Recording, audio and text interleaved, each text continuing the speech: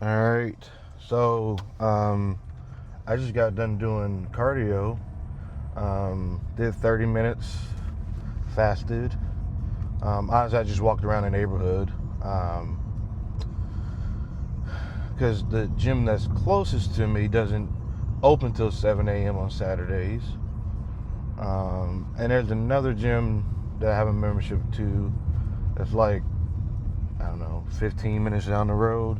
I was like, there's really no reason for me to, on a day like today, to drive 30 minutes round trip to do 30 minutes of cardio when I could just do 30 minutes steps around the neighborhood and then do my harder cardio after I work out. So I'm currently on my way to Kroger to buy some groceries because I ran out yesterday. Um, so I'll cook meal one, eat it, go to the gym, and then come back and cook the rest of my meals for the day. I have been doing whole egg, shrimp, and chicken for the past month, and I probably will switch. And then, last week I switched to beef and chicken and whole eggs for my proteins. So I probably will keep beef in for another 2 to 3 weeks. About a 93.7 beef when I'm in prep. I don't mind going a little bit fattier beef in the off season. Fats aren't the devil, just like carbs aren't the devil, if you know how to utilize them right. And so yeah, we'll be keeping my carbs the same. I do a cup in meals 1, 2, and 3, along with an apple or a banana. And then the rest of the meals, my other 2 meals. Oh, and then I do an intracarb, which is 20 grams of carbs as well. I don't need like 2 or 3 scoops. I'm already pretty. I'm not totally carb sensitive, but I don't need a ton of carbs to be full and perform well. Me getting 300, not even, me getting like 250 carbs a day is more than enough for me to drive performance and do everything that I need to do at this phase of prep. Because I still have plenty of fat on my bones. So we'll keep carbs the same because I've been steadily coming down about 2 pounds a week. So there's no need to drop that. I'm a person that I prefer to increase my activity load because I just like being active in general. So instead of dropping food, I'd rather do more sprints or spend more time on a Stairmaster or train more. But I'm at the point where I think training twice a day would drive up fatigue too high, especially because sleep is still not over 7 hours consistently. It's still under more. It's really consistently more under 6 hours than it is above 6 hours. So with that being said, my work schedule does change. So I was getting off at midnight, and now I'll be getting off at 9 p.m., which would get me home about 10, and I should be able to get showered and sleep hygiene and down for bed by 10:45, 11, which is whereas like I was not getting down to like 1:45 in the morning. So that 2 hours should make a huge difference in my sleep patterns and being able to get up a little bit earlier and getting to bed earlier. And I should be able to start getting another 45 minutes to an hour more sleep per night for it. So I'm very much looking forward to that. The sun is rising behind me, which is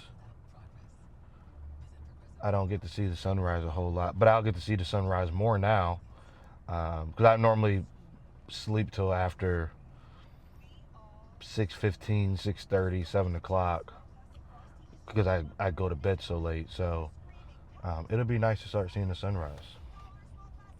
All right, we are off to the gym. It is Saturday, August 22nd. We're 2/3 of the way through August. It's crazy. Year, it feels like it's flying by. And it feels like as I gain more momentum and get closer to the show, things move faster and faster. And that's why I feel like in order for me to have a successful prep, I have to take advantage of every opportunity, every moment that I have to, one, get better, two, make sure I'm sticking to the plan. Because if I don't stick to every time I don't stick to the plan, it moves me further away from taking advantage of opportunities that are afforded to me. I'm a big believer in the more you stick to the plan, the more you stay in the process, the more opportunities will come your way. They talk about talents. There's the talent parable. Whether you're given 1, 5, or 10 talents, it's not necessarily the talent that you have, it's what you actually do with it. And I believe you can increase your talents the more you hone in on the talent that you do have to utilize it properly. And if you can get to a place where you're maximizing that talent, opportunities will definitely start coming your way more. Not a guarantee. It's not something that may come overnight. For some people, it does come overnight. Some people, it takes a little bit longer. Some people, it takes a lot bit longer. But you got to stay in the process. You got to stick to the plan if you want to be afforded opportunities. So whatever talent you do have, make sure you are utilizing it, or you will lose it, just like a skill.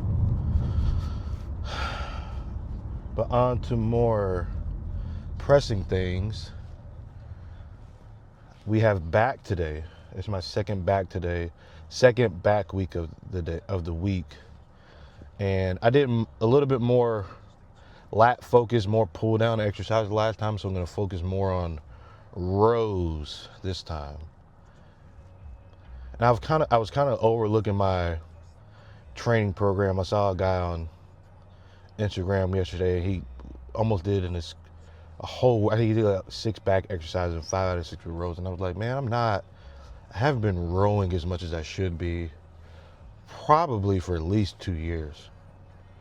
So I was like, my back workout today is going to be a lot of rows.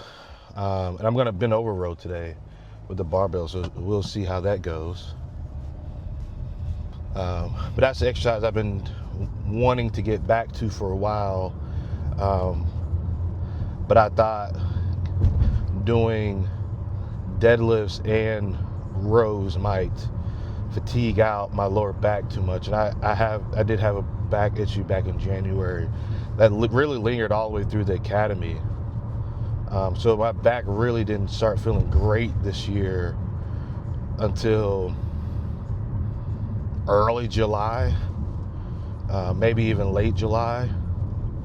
I guess more mid-July. So my back has only really felt great all year for about 5 or 6 weeks now. So now I think it's okay to start putting the pedal to the metal on that and see where we can go. I haven't been drinking my pre-workout. People, again, drink your caffeine and your pre-workout well before you get to the gym. It blows my mind that people sip their pre-workout through the gym. I'm like, I guess y'all don't realize when they put these labels on there to drink your pre-workout more than 30 minutes away from it. It takes caffeine 30 plus minutes to get in your system from the gym.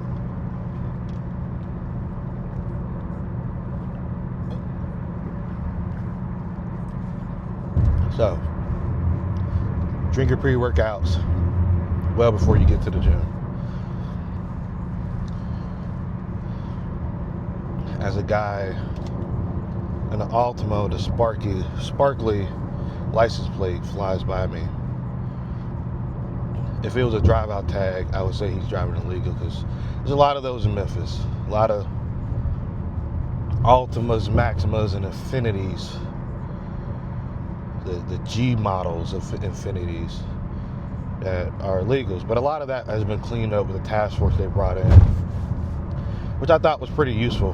But I know the task force in Memphis is actually leaving Memphis over the course of this week, actually.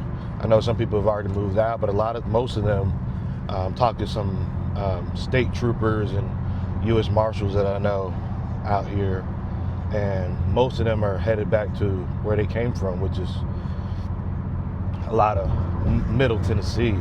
A lot of them were living like the Nashville, Lebanon, Murfreesboro area, and have been in Memphis for like a year plus, which is crazy.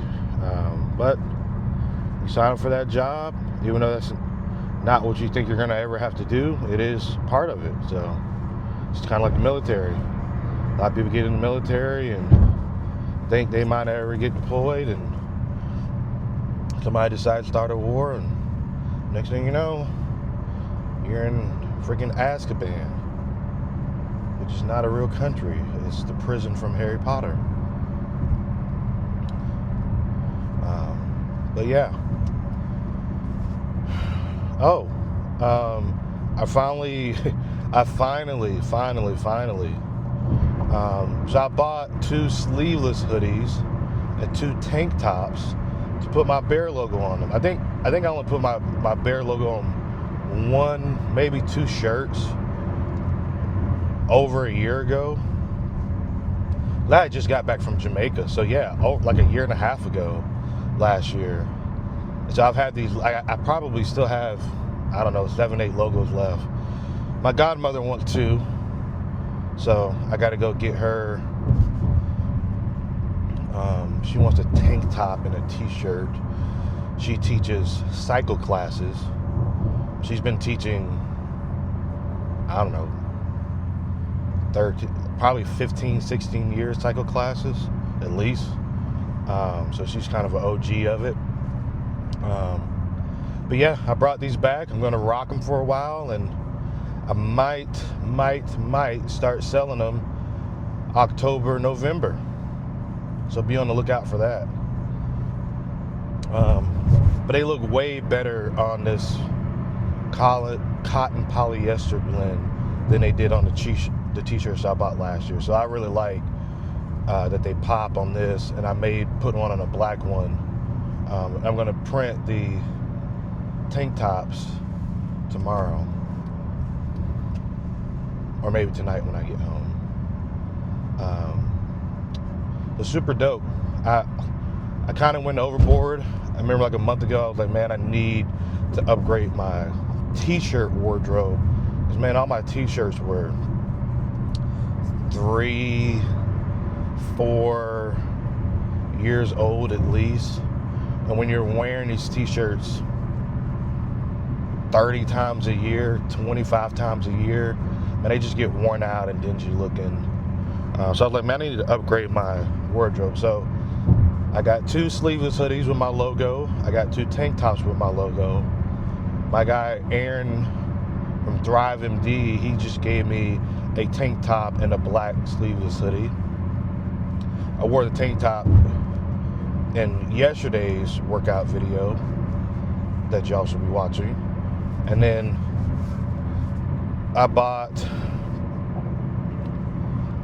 I don't know, I think like 4 or 5 X-Men shirts. I bought a Winter Soldier Marvel shirt, a Doctor Doom shirt, and then 3 faith-based shirts. Faith Over Fear, Blessed. I think 2 Faith Over Fear shirts and a Blessed shirt. So I have probably, 15, 20 new upper body pieces to wear. And I bought a couple pair of shorts like 2 weeks ago, I think. So I have plenty of shorts. But yeah, so I'm pretty stoked. And as y'all know, I started wearing back all my cool shoes to the gym. I have been wearing either black or lime green Metcon to the gym pretty exclusively for like a year and a half. And even I got kind of worn out with that. So I'm going back to wearing my cool shoes in the gym. And I'll keep doing that going forward. But I'm not far from the gym now, and I've been ranting to y'all and having drink all my pre-workout, breaking my own freaking rules. So I will see y'all when I get inside the gym.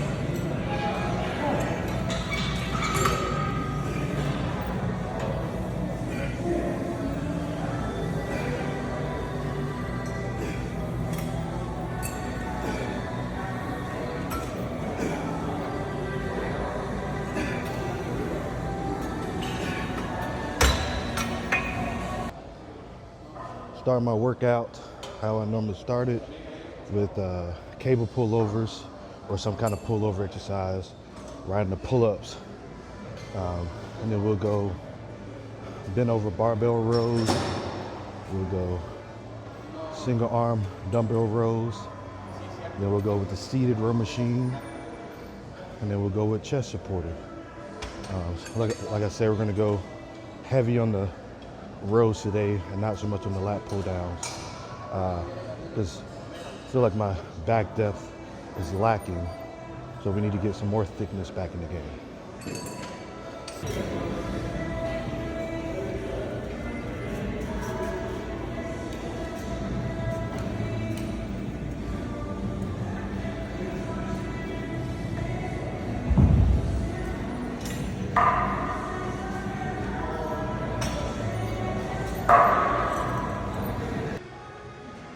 All right, so this will be my first time doing barbell rows in who knows how long. Definitely well over a year, probably closer to 2 years. But it is what it is. When you're lost, you can always find yourself again. And if I was me training myself, I would tell myself to be conservative today and let the rest of the workout do what it does for you, if that makes sense. So that's what we're going to do today. We're going to go for sets of 8 to 10. And if 225 is there today, we'll do that. If 275 is there today, we'll do that. If 315 is there today, we'll do that. But we're not going to go overboard because, one, don't need to be injured. That'll take me out of the game. And two, some today is more tomorrow. So, let that be what it is, and let's get to work.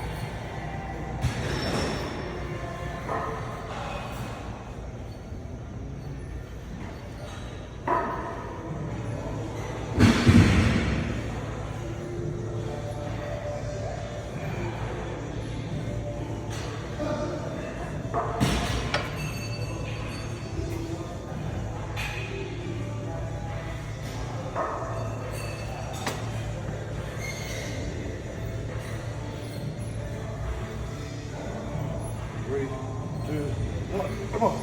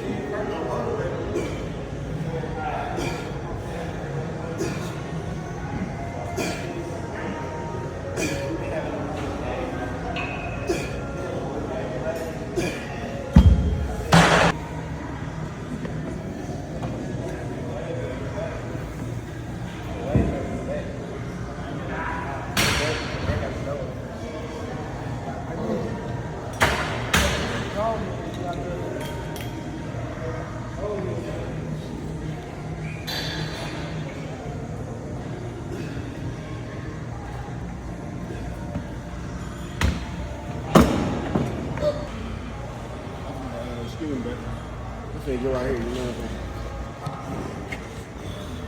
I'm saying? You said bicep girls. Okay.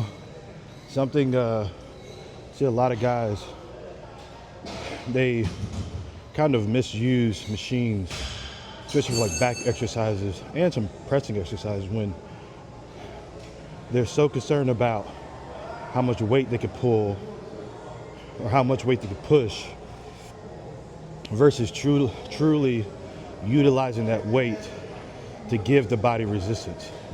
And yes, the weight is naturally resistant on your body because of gravity, but the point I'm trying to get to is like on an exercise like this, you could go slightly lighter and get a good half-second squeeze on each rep. And I really believe that helps my muscle connection. Disregard pump altogether.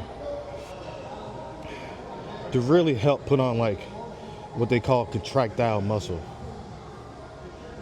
So squeezing, connecting, and really grappling with that muscle on each and every rep, I think is what can add detail and graininess to the muscle fiber and really build muscle maturity over time.